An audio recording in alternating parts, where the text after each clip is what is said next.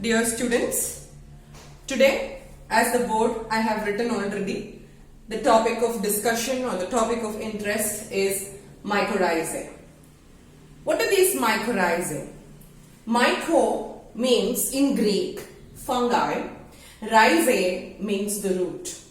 So the fungi which is associated with the root of a higher plant is called as mycorrhiza.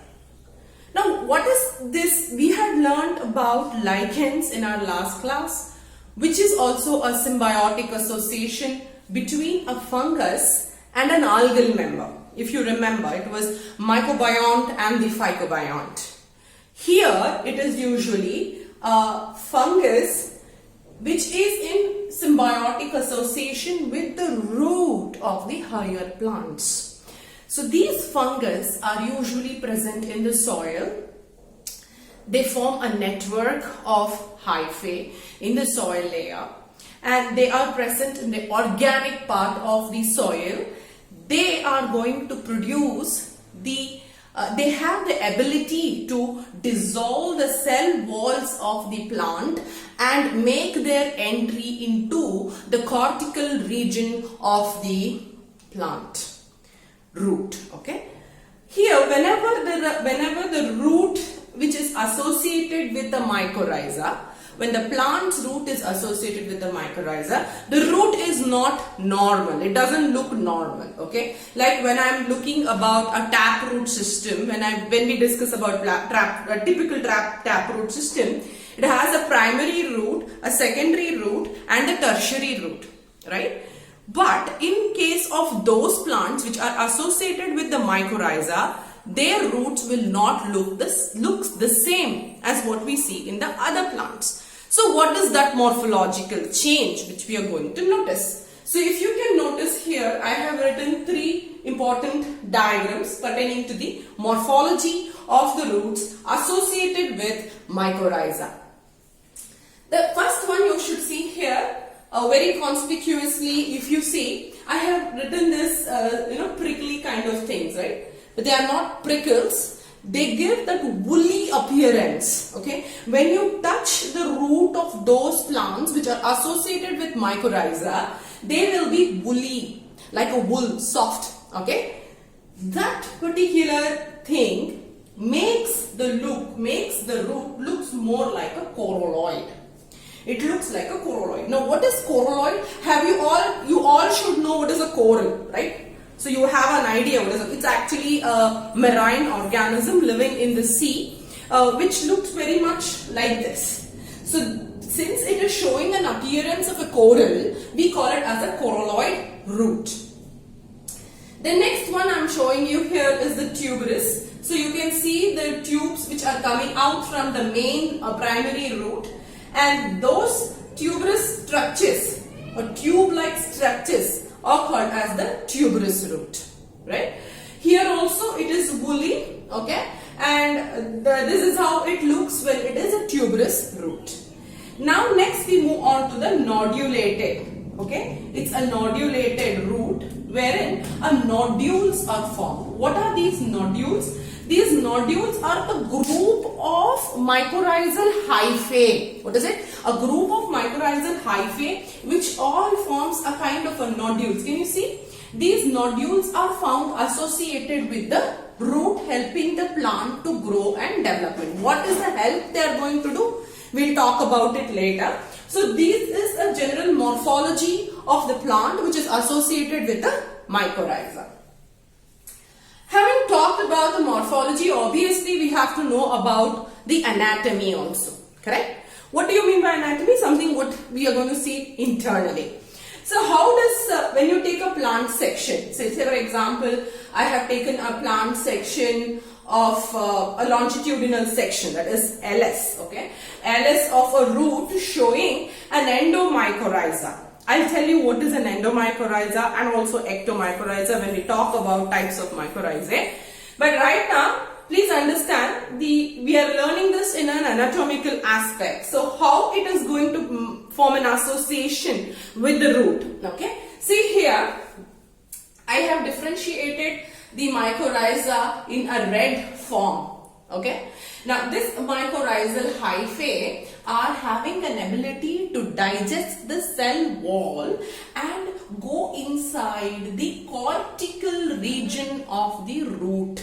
Okay, cortical region of the root. However, they cannot go beyond the cortical because their penetration ability or the capability ends at the cortical region. So basically they are concentrated in the cortical region. So now you might ask me, what is a cortical region? So whenever you take a transverse section of the stem root, okay, you will see the epidermis, which is the outermost layer, followed by a region of cells which goes into the endodermis. Okay, that network of that is a matrix of cells between the endodermis and the ectodermis is called as the cortical region. So this is where it is concentrated. So students, if you see this outermost layer which I have shown here is called the epidermis. The one below the epidermis till the endodermis is called as the cortical. So this particular mycorrhizae, what I have drawn here, has made its path inside the cortical region and formed a certain type of convolutions. Can you see? I have drawn some convolutions. What are those? Those are called as arbuscules. What are they called? Arbuscules. Now, those arbuscules are the ones which are arbuscules. Arbuscules, okay? These are the ones which help the plant in absorbing many important inorganic materials from the soil.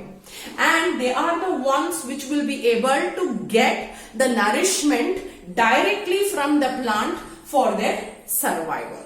So this is how a mycorrhiza going to look under the microscope. When you take the LS of mycorrhizal root, this is how you are going to see. And now I have drawn a bulb-like structure here. This structure is nothing but the spore. The spores, which is asexual spores, it can reproduce through both the type of reproduction, that is sexual reproduction as well as asexual reproduction. The asexual reproduction, it is going to produce through all the asexual spores like the chlamydospores. This is the chlamydospore which is having the mycorrhiza in it, and it gets liberated, and when it finds a proper host in its vicinity, will become a new organism. So this mycorrhiza, as I have already told you, there are two types of mycorrhizae. Okay, one is ectomycorrhiza, one more is endomycorrhiza. Okay, one is called the ectomycorrhiza, another one is called as the endomycorrhiza. Ecto, as the name itself suggests, it is that mycorrhiza which is associated with the higher plants or the roots only on the epidermal layer.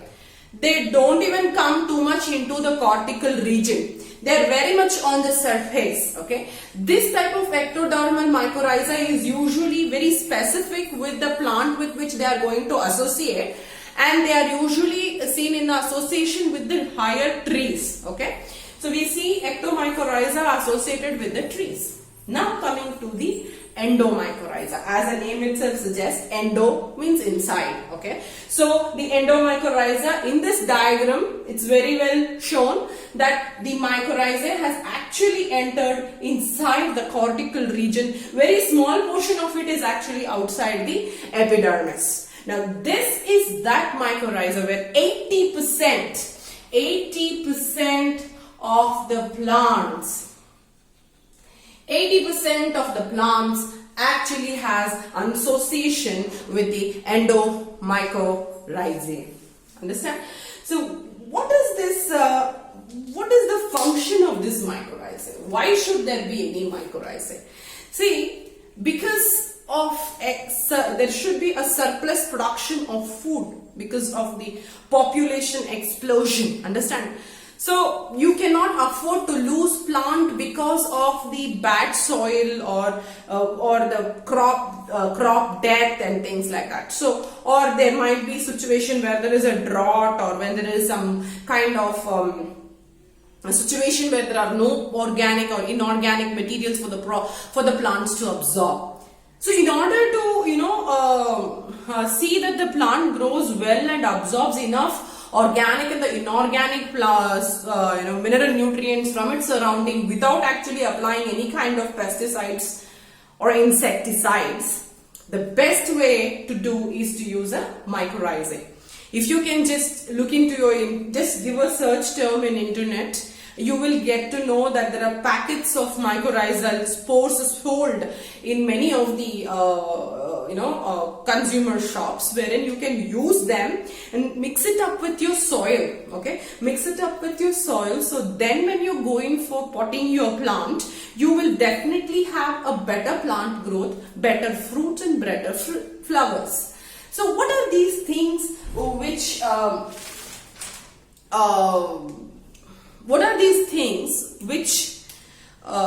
the plants are benefited from the mycorrhizal association? First and foremost, okay, first and the foremost thing which they are going to be advantage. What is the advantage of it, if I want to tell you? They help in absorption of water. First and foremost point, absorption.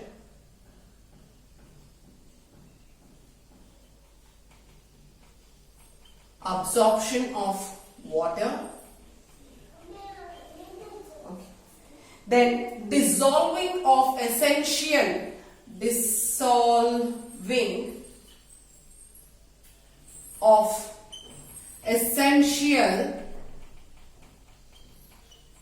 minerals. Dissolving of essential minerals in the soil so that it will make it available for the plant to absorb. Okay, then it also helps in increasing the surface area,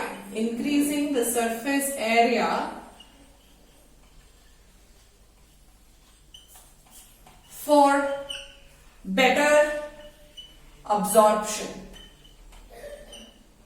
Okay, so rooting is very good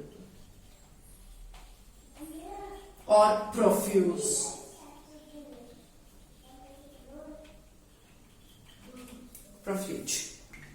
Okay, then see what happens in certain plants like the higher forest plants, basically like the pine, birch.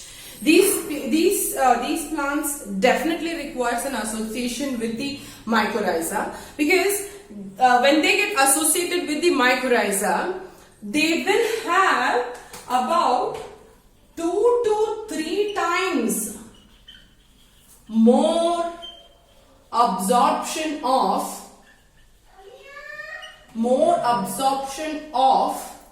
potassium,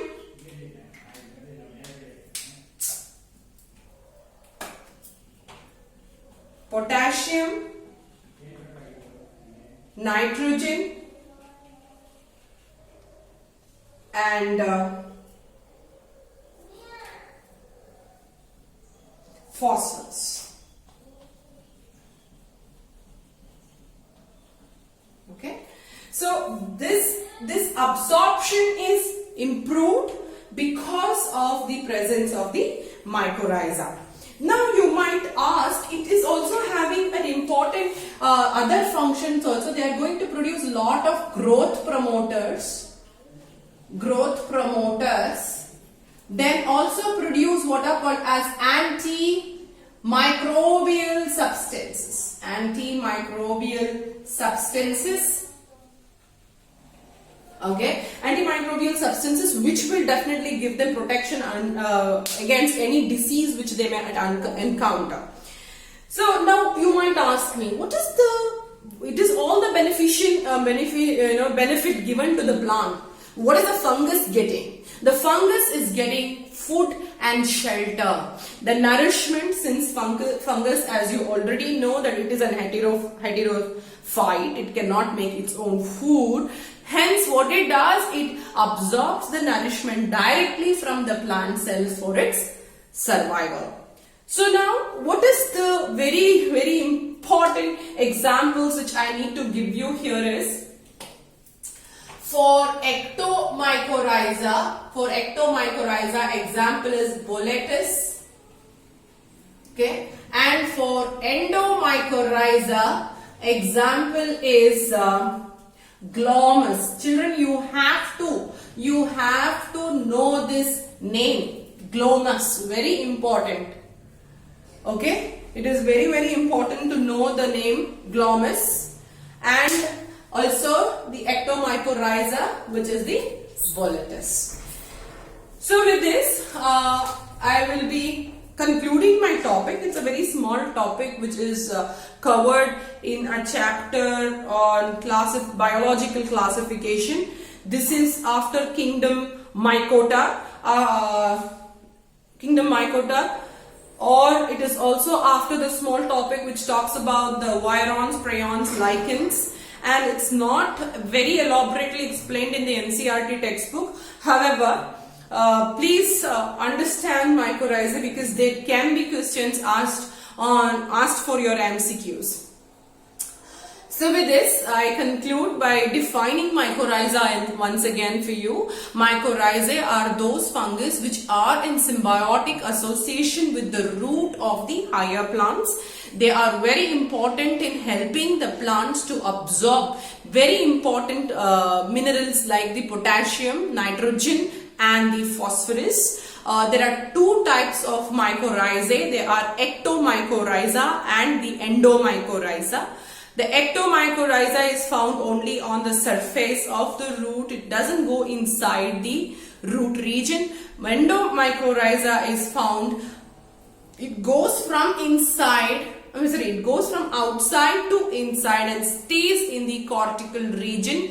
And the mycorrhiza has the ability to dissolve the cell wall. They have got those enzymes which helps in dissolving the cell wall of the plant. And they have got several functions which will help the plant to grow better, and mycorrhizae are very well exploited in the field of agriculture for ensuring the proper growth of the crop plants, because 80% of the plants are associated with mycorrhiza.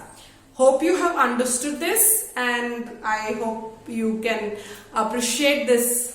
Hope the diagrams will make you understand the concept of mycorrhiza better.